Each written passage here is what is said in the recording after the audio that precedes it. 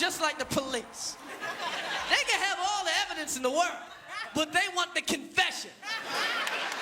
He is brash. My house cost millions of dollars. Don't hate the player, hate the game. He is brilliant. That's right. You don't like gays, you're gonna have a gay son. You don't like Puerto Ricans, your daughter's gonna come home and live in la vida loca. And often a bonfire of profanity. I mean, they don't grade fathers, but if your daughter's a stripper, you f***ed up. When I'm talking to young comics, I tell them don't curse. I swear, I tell them all the time, because the money's in not cursing. I mean, I'm doing fine. I got a big house, but Ray Romano would laugh at my house. Ray Romano was like, are you kidding? You want me to live in that? Because the real money isn't clean. The real money's in clean, babe. All right, I'm real. Fear not. Chris Rock, the master of stand-up comedy, is not cleaning up his act per se. But for the next couple of months, he will be appearing on Broadway in a play using language his fans will find familiar. I'm also learning how to speak French. I'm taking a archery class. There's the names of the actors. Right. And there's the title of the play. It's the Mother... You know, it's got 2 stars. Whatever that letter, those 2 letters are. Yeah. Doing a play is a deliberate and risky move out of Rock's comfort zone. Now I realize how big Broadway is. In the last 4 months, I'm like, wow, they just don't let anybody do this. What's up with the hat? What hat? That hat right there. The play is a pitch-black, dark comedy That's not your hat? about 5 New Yorkers connected by lust and addiction. I'm just a f***ing grown man trying to make my way in the world the best I can. It's like Raging Bull without the boxing.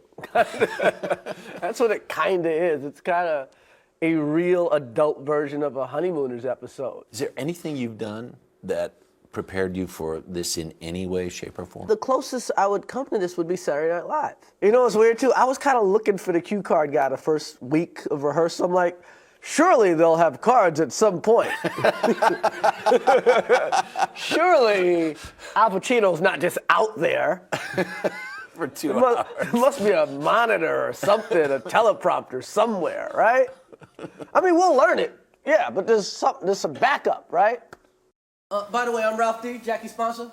Rock, who plays Ralph D, an amoral AA sponsor, says he welcomed the opportunity to be part of an ensemble. You in prison looking at a photo, I was in Motel 6 looking at the real thing, and the truth is, we were both happy. I was happy, you were happy, fact. It's a weird way. This is like the acting school I never got to go to. And I'm very interested in seeing how this affects the rest of my work. Because in a weird way, it feels like I knew nothing. I almost want to buy back all my movies. It's like, I'm sorry, America. I didn't know what I was doing. Rock's first movie, a bit part as the Playboy Mansion parking lot attendant in the 1987 Eddie Murphy blockbuster, Beverly Hills Cop 2. What's up, man? Check this out. I get $10 for cars. I get $20 for limos. What the hell is this? Rock idolized Murphy. He says Murphy was one of the first comics to play to people his own age. I had some ice cream, and I'm gonna eat it all. I'm gonna eat it all. And in a crazy show business kind of way, it was Murphy who gave Rock his start.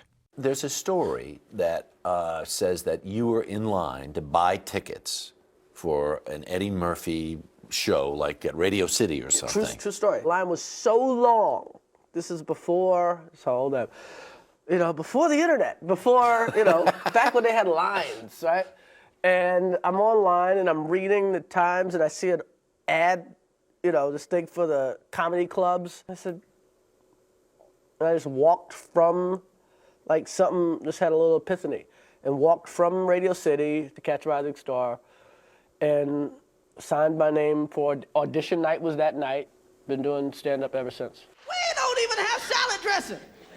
We don't have salad. Everybody got salad dressing. No black salad dressing. You know what black salad dressing is? Hot sauce. If all humor is based in grievance, then Rock has never had a shortage of material. Irreverent, incorrect, and spot on. There ain't a white man in this room that would change places with me. None of you. None of you would change places with me, and I'm rich. And rooted in experiences he had as a child, being bussed out of his Brooklyn neighborhood to a predominantly white school. Had to get up every morning at 6 o'clock in the morning to go to school and compete with white kids that didn't have to wake up until 8. And that's not fair. You know, say I get a lower mark on the test, I got a teacher going, oh, Chris can't read. I'm like, no, Chris is tired, right? His 4 comedy albums and 5 HBO specials once earned him the title of Entertainment Weekly's funniest man in America. But being funny has its limitations. I would say this: when you're a comedian, people have an automatic opinion about you, especially if you use profanity in your work. That you, like, you don't curse at your kids, like, pass the MF cereal. You know, like, people think that's what you are sometimes. So Rock sought to counter that by writing, producing, and directing his own films. And before I go, I got one more thing to say. Like the 2003 comedy Head of State. All big and bright. Head of State shows you that there was once a point in the very, Recent past. in the very recent past, that they thought of a black man being president was funny to the point a company gave me millions of dollars to make a movie about it. Like, here. To make fun of that idea. Like, black president, ha, ha, ha, ha, ha. How many of you work in a city you can't afford to live in? That ain't right. And just 5 years later, If Senator McCain is elected, we'll have another president who wants to privatize part of your Social Security. That ain't right. Rock was also the creator, executive producer, and narrator for the award-winning television show Everybody Hates Chris. Since me and Greg couldn't play sports, we talked about him all the time. An autobiographical look at his teenage years, which is now in syndication and runs everywhere from Malaysia to Macedonia. In 2005, Rock hosted the Oscars to less than rave reviews. Since then, he's kept a somewhat lower profile. Rock, now 46, describes this time in his life as rebooting. You got to be really good to last. You really do.